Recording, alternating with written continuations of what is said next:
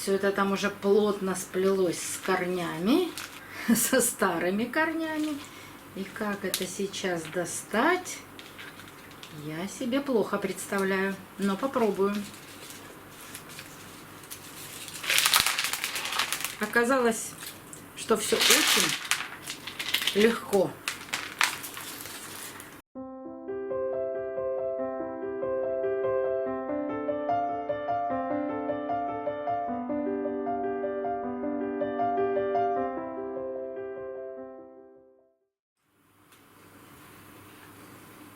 Добрый день, друзья!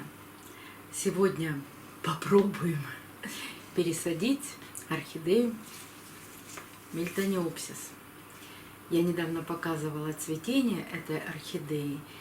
Вот остался последний цветонос. Цветы засыхают, поэтому можно сделать пересадку. У таких орхидей, если цветонос сбросил все цветы, он моментально засыхает. Но не нужно ждать, пока цветонос засохнет. После цветения у таких орхидей как можно глубже цветоносы сразу отрезают. В какое время пересаживают такие орхидеи?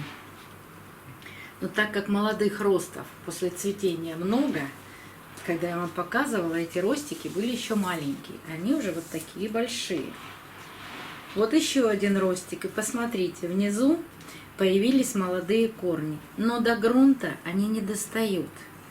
А у таких орхидей, у бульбовых орхидей, корни растут только от молодых ростов. И им очень нужно добраться до грунта, чтобы получать влагу. А здесь это невозможно. И вот еще, смотрите, с этой стороны, вот они растут, молодые росты, а уже все свисает из горшка, то есть грунта здесь даже нет. Поэтому пересадка очень нужна. Здесь горшок маленький, я взяла горшок чуть больше и хочу ее пересадить. Что я сейчас увижу в горшке, я сама даже не представляю. Так что давайте вместе это все сделаем и посмотрим, что из этого получится.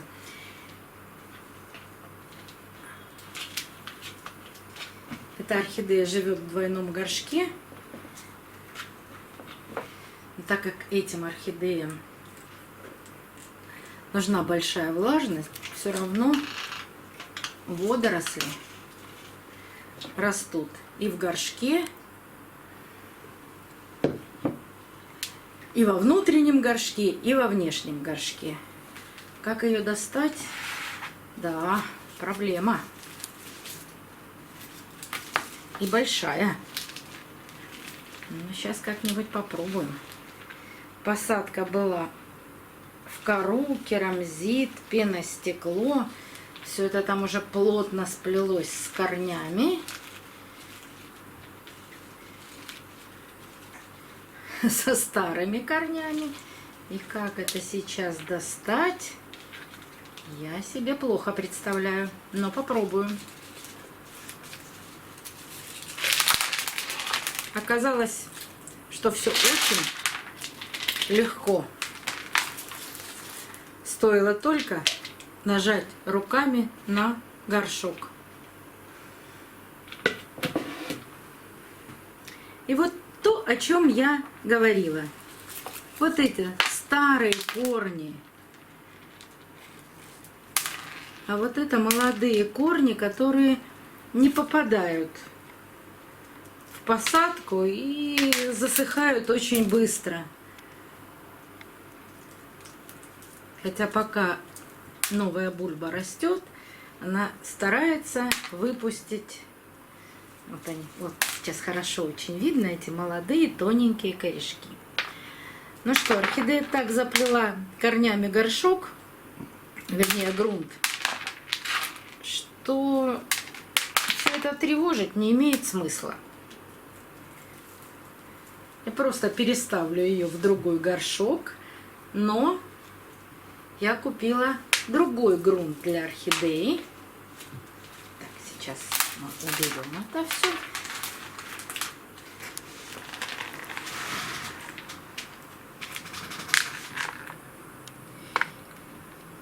и составим новый грунт. Смотрите. Сёма. Сёма, нельзя трогать орхидею. Вот та кора, которая находилась внизу, она потихоньку разлагается, становится мягкой. Эй, Сёма, что тебе? Но даже сейчас она еще пригодна для посадки. Постараемся эту кору использовать. Так, что же за новый грунт у меня?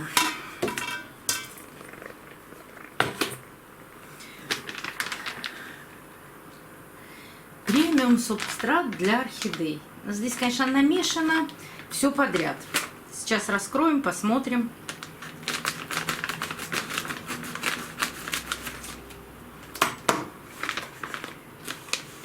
Так, мух я убираю сразу. Мух я в посадках не использую. Даже для бульбовых орхидей. И вот смотрите, что же здесь у нас есть. Торф и кора. Ну, все правильно, я так и хотела, чтобы было. Потому что таким орхидеям нужен более влагоемкий грунт. И сюда же я добавлю кокосовые чипсы.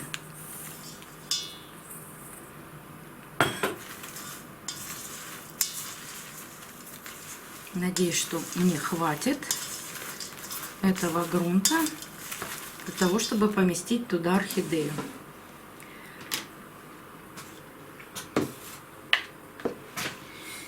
Меня часто спрашивают, стоит ли вниз класть дренаж, то есть керамзит. Вы знаете, я сажаю орхидеи в двойные горшки, и как раз вот это пространство является дренажом. Но я туда ничего, естественно, не кладу. Вот видите, ножки такие. Это остается пустое место. Это является воздушным дренажом. То есть, если лишняя вода, она как раз стекает вот в это пространство между ножками внутреннего горшка. Единственное, что можно сделать, у этих горшков очень большие отверстия в ножках. И вот в эти ножки я положу кусочки старой коры.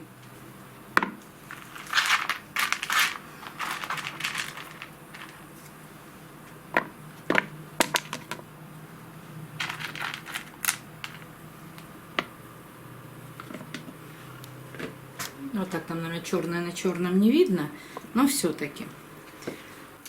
Теперь мне нужно примерить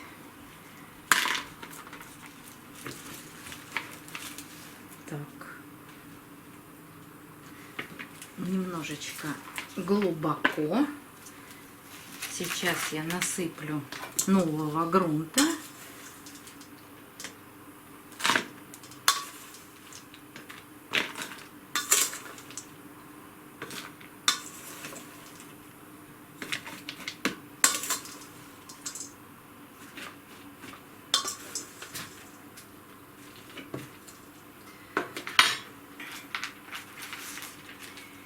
И как теперь поставить орхидею в горшке? Вот так она росла.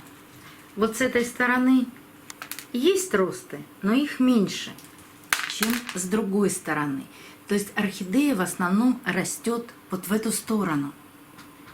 Она и продолжит так расти. Они там все соединены, эти бульбы, одним корнем, который называется ризома. И может, конечно, расти в разных направлениях, но в эту сторону, вот сейчас это будет влево, она растет активнее.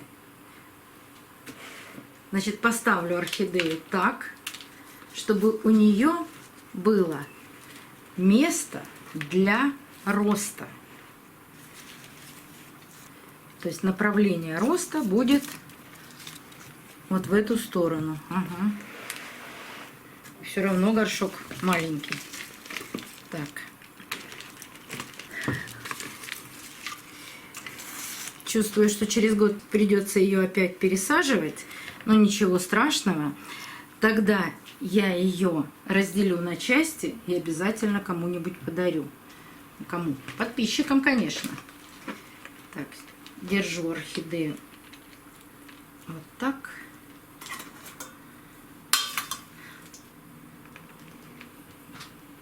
Сейчас нужно точно вымерить, как это будет выглядеть.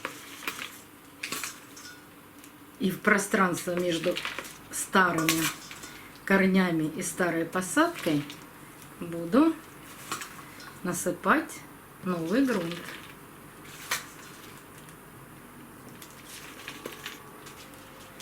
Буду ее двигать и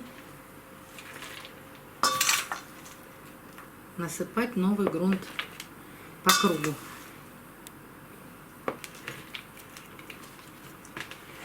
Так.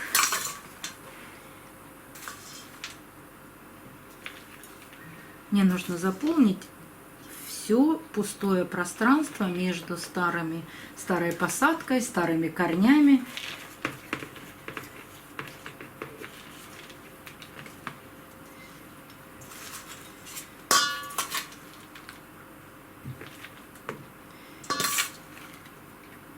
Керамзит не добавляла, там достаточно керамзита, но можно вот этот старый грунт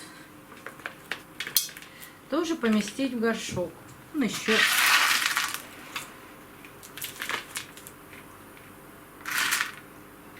поможет орхидее. Он еще неплохой, но я вам показала, что хоть кора и ломается, а с керамзитом все равно ничего не случится. Ой, совсем забыла. Я же так хотела в этот грунт насыпать аминосил. Я даже сказала, что я во все горшки с бульбовыми орхидеями положу аминосил гранулированный. Ну, в грунт уже не буду добавлять, а сейчас чайную ложку гранул без горки насыплю прямо в горшок.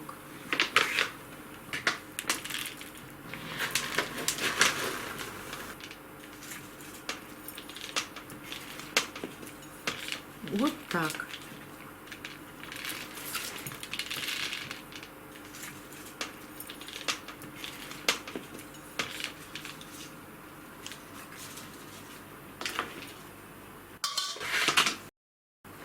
Пять грамм на 3 литра субстрата. А 5 грамм, ну это у меня как раз неполная столовая ложка. А здесь у меня как раз 3 литра, 3-литровый горшок. 3,3 литра.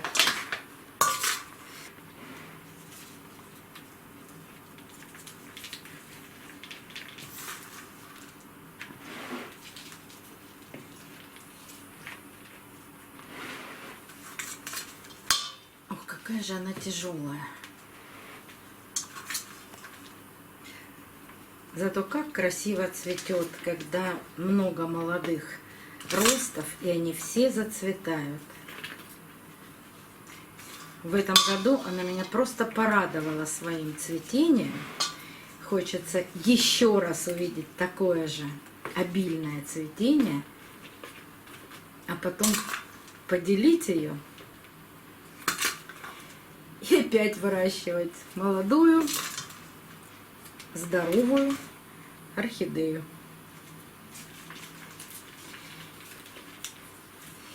Я бы ее не стала делить до того момента, пока не начнут засыхать старые, вот самые первые бульбы, с которыми я ее покупала. Потому что первые бульбы отдают все накопленные макро- и микроэлементы вот этим бульбам, молодым ростом. Ну, вот вы представляете, я сажаю, рассматриваю орхидею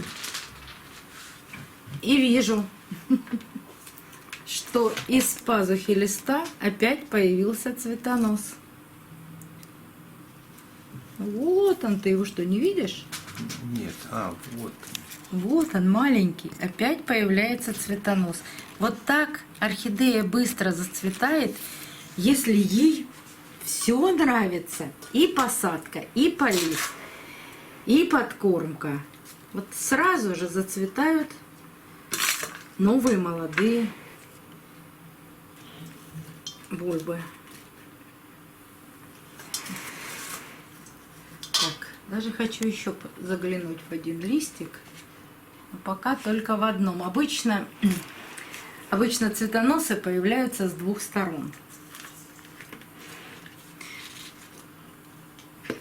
Красивые орхидеи, но, к сожалению, с одной бульбы цветут всего один раз.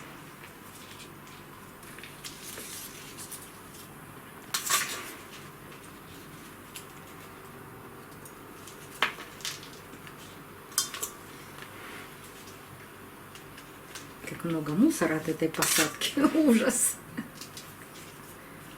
Но ничего. Вот, кстати, и последим. После такого стресса зацветет орхидея или нет? Думаю, что зацветет. Давайте я постучу по горшку, чтобы там все распределилось более равномерно. И досыплю еще там, где оказалось мало грунта.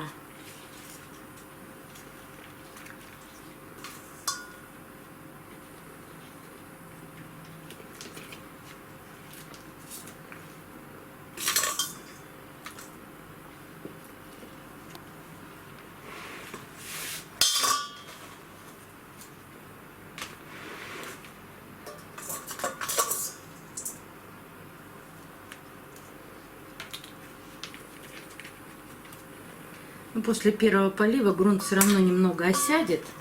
И тогда можно еще досыпать грунт. И опять, у бульбовых орхидей принцип посадки. Бульбы должны остаться сверху грунта.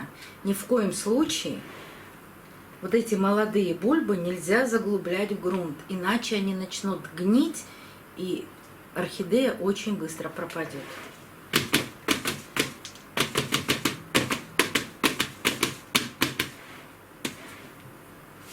Ну что, вот такая чудесная посадка. Теперь есть место для роста новых бульб.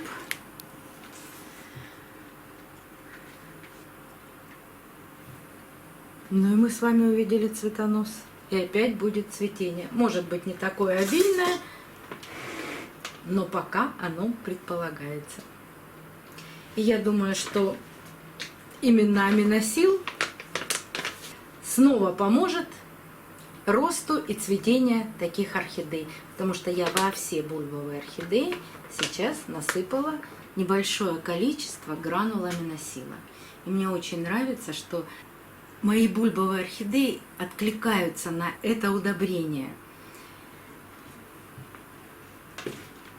У меня есть дендрофаленопсис, который цветет все время и выпускает огромные бульбы. Я вам его показывала, там цветоносы почти метровые. И мне казалось, что одна из бульб начинает усыхать, потому что она сбрасывает листья. А дендрофаленопсисы и дендробиумы нобели, они всегда сбрасывают листья. И вдруг, при том, что эта орхидея начала сбрасывать листья, она опять выпустила цветонос. И как только зацветет, я вам это покажу. И там тоже находятся гранулы аминосила. Так что мне нравится удобрять и бульбовые орхидеи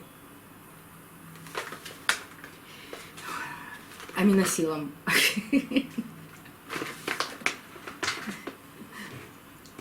Ну что, ждем цветения. До новых встреч, друзья. Увидимся на канале. Сема успокоился. А мы его хотели прогнать. Потому что орхидея большая, Сема большой. И на столе не помещаются. Ой, возмутился. Большой Сема.